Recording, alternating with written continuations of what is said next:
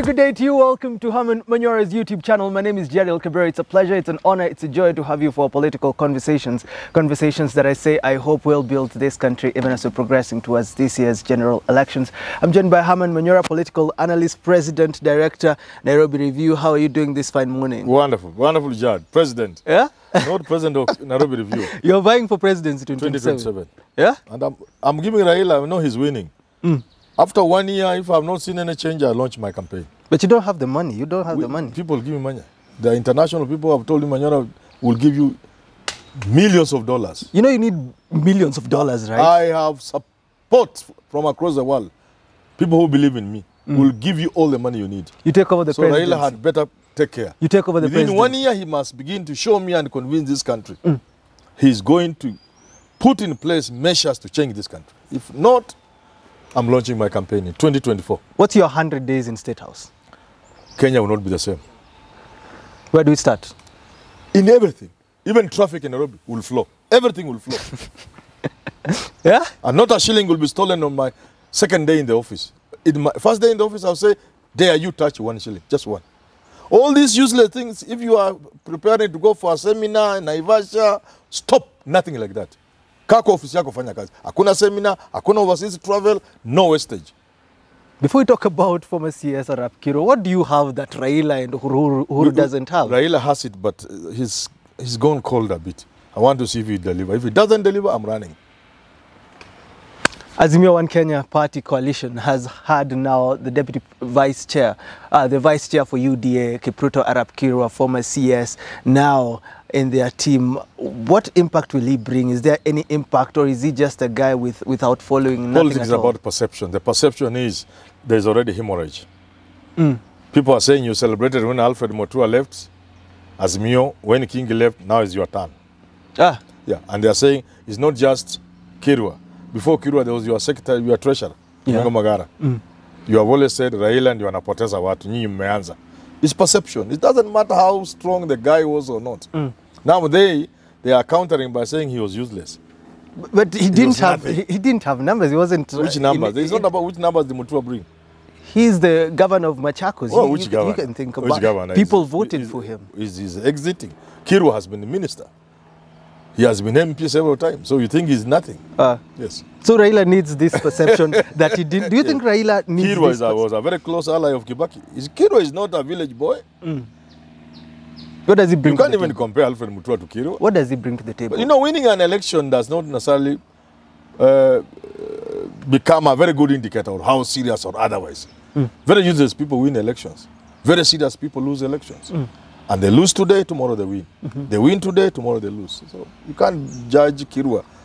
You say he's worse than Mutua because Mutua is governor. Yeah. Tomorrow Kirwa could be the governor of Trans-Nzoia. Should Ruto be worried with this trend? And are we going to see a lot of this from both sides of the divide? No. Now it is one direction.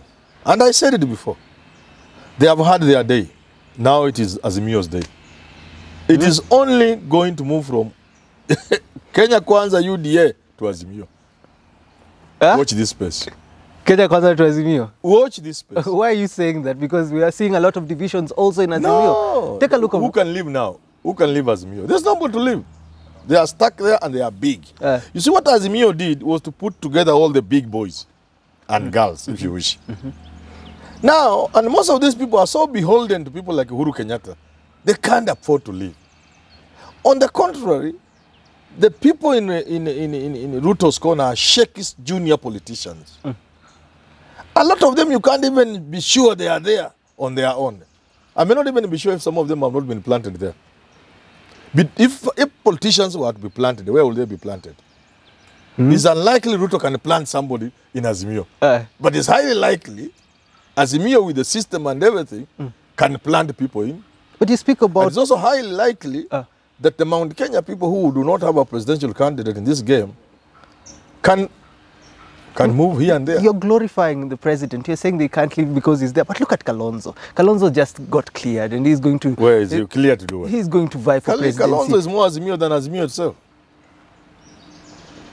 Uhuru could not tell me because all this drama, we'd expect they had a cup of tea somewhere in Europe, I don't know, Switzerland or where. I heard that story. And at the end of it, Kalonzo is in the house, cutters of Uhuru Kenyatta. Now, look at Azimio now. We're seeing a little bit some coastal regions saying that Azimio has been taken over by ODM. They're saying they're not being involved in Raila's trips, even in coast. These are problems that can lead to fallout.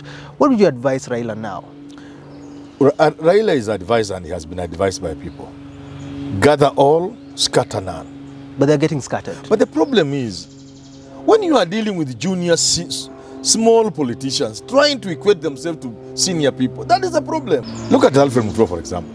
He would want to share the same table with Uhuru and Raila. It's not possible. You are junior. When these are not your peers.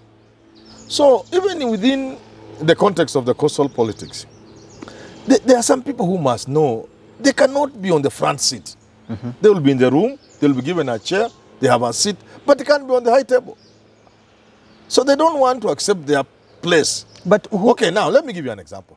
Okay, now, so they are there, they are par. Let's see them get the governor seat. Yeah? Let them get them. Let's see. Now they are on their own, so let them get the seats. You think they can't get No, let them get. No, it will be good for them. Let them get. This will show them who they are, if they didn't know. they are junior, they are small. They must accept. If you are kingy, you cannot, there's some kind of unstated hierarchy that Joe is above you. He's in another league. Raila is not in your league. He's not your peer. Nani Raila amekupanga kutoka nowhere, akikuleta juu mali umefika umemea pembe. But how difficult is it then for Raila to do what the deputy president has been doing, showing them that they have a place? I think it's Nelson Harvey on a tweet said that Ruto listens to them. Ruto sits with them for minutes and hours. But and Ruto, it isn't the same with Raila. These people are almost near Ruto. They are not near Uhuru and Raila. Raila and Uhuru are in their own class. These are, they are peerless. Ruto is under them. By far. He's not in their class. So that's why he's playing around with junior politicians. He's comfortable with junior politicians. But it seems great on the ground because people... Yeah, it's good on the ground and it's working for them. But until the push gets them somewhere, then you realize they were not as important and as useful as you thought. This game is not for boys. So what then should Raila do if he has these people that think they are in his class? What can he do? Let them go. There is no politician in this country. And when I say these people want to say what they want, there is no politician in this country who has held people's hands from nothing and put them on the national limelight like Raila Odinga. What else do people want Raila to do? This Kingi, if it's not for Raila, where would he be? All these Kinamoses couriers, all these people are making noise. It's Raila who has taken them from nowhere and made them people. So what do they want Raila to do? To go and dine in their home every evening so that they can tell people, yesterday I hosted Raila in my house. Ah, come on. It won't happen. It won't happen. It's not going to happen. This is a president in waiting. He said he's not even concerned about election rigging. He has all the votes. I loved that. That was a big one. Yeah? That was a big one. This is overconfidence, and overconfidence makes people You fail. need a bit of confidence. Have you noticed that Ruto's confidence is beginning to wane? It's going down. Yeah? I was on TV today, Citizen, I think. Somebody has noticed he was shaking during the prayer building. Yeah. I had not noticed. Oh. He was shaking. You say they shake at the presence of Uhuru and Raila. This is a big thing. Look at Mwangio area. Let's talk about IEBC. He went to deliver his nomination papers and I think he went to IEBC just to confirm his name. But he says his name is not there. He's saying IEBC is so determined to have 3 people on board, to have only 3 candidates. Do you think this is the right way? That's the way it should be. That's the right way? That's the right way. Look here. Let us not play with this country. Past nomination. Anything happening to these guys and their running mate, elections are postponed for 90 days. Yeah? Yes, 90 days. Any of them? 90 days. This is a highly charged election. To imagine you can postpone it for another 90 days. You can be subjecting the country to, you can't even know what can happen. And then you start another round. Then you have another joker joining the team and another. Now you have 600 people. Today there were 50. Next election, there will be 1,000 people wanting to run. We must ensure only serious people run, including you cannot be on the ballot. You should pay like 100 million shillings to be on the ballot, $1 million. You make it to be on the ballot, as difficult as possible. Yes, because jokers will be there. Now, these are 50. Next time, there will be 1,000. And they must be protected. Because anything happening to those guys and their running mates, elections are postponed immediately. How should Chebukati draw this line between just be serious. my constitutional right to buy? No, the constitutional right, you can mess everybody's constitutional right. We have right to security in this country. We must be safe in this country. Elections can take this country down the road, all the way down the cliff. We must be very serious with elections. We cannot allow jokers in an election. Look, there were about 50. Supposing all of them were cleared. That is a booklet. On average, how many minutes will a voter take in the booth? On average. About 10 minutes. That means the election will not be handled in one day. Now you are spilling the election into night and the following day, chaos. You cannot manage the chaos. So it's up to Chebukati to become We must be serious, creative. people, my friend. We must be serious, even in America. We only know of Trump and Biden. There were many others. You pay to be on a ballot. For example, you say, me, I want to test my popularity. I will be on the ballot in Kakamega, Vihiga, Trans Nzoia, Busia, and Bungoma, where lawyers are. I want to see. That's where I will be voted for. I'm not on the other 42 counties. I'm on 5. And I pay to be there. We must go in that direction. I was also saying on the TV show, one of the reasons why we have chaos in voting at the polling station is agents are missing. Agents have not signed. Agents are denying. So how will you manage to pay your agents in 50,000 polling stations if you are a poor man? Who will pay them for you?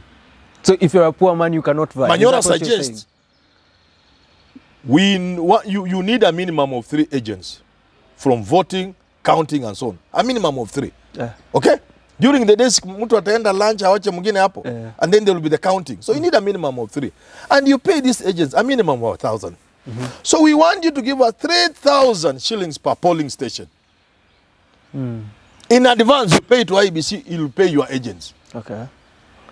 We must minimize jokers. But I'm asking, does that mean IBC can do that without amending the law? Can a poor person run for presidency? Why would you run for if you are poor? You have just asked me where I'll get money when I'm running. There are people going to sponsor me. If you are good enough, the citizens of this country can fundraise for you. You can tell them I have ideas. I don't have money. If they believe in you, they will fundraise for you. Are you happy then with what Chebukati is doing right now? Trying to come up with measures. Kwanza afagie, wacha hata afagie. Ukiingia tu hivyo anaangalia sura yako anakuambia get out. You don't look nice. You don't look like a president. Yeah. You are not presidential. Vote. But finally, what do you think about Kalonzo now being allowed to come in? Mwangi Waria is saying Kalonzo has been allowed. Let me also be allowed. They can be allowed, but those at least. Kalonzo is not a joker. He can be allowed, but he will not run. Kalonzo is more Azimio than Azimio. And that's why you want to wind it up. Just wind it up there. Thank you so much for tuning in to today's political conversation. It has been a conversation on this year's general elections. I do hope you will get informed and make the right decisions even as we're progressing towards that polling And day. our live shows. Please remind our viewers, our live shows. Yeah, every Monday. I hope you watched it yesterday. Monday, Wednesday, and Friday we'll be live here. But until we do have these conversations again. Thank you so much. Have yourself a lovely rest of your day.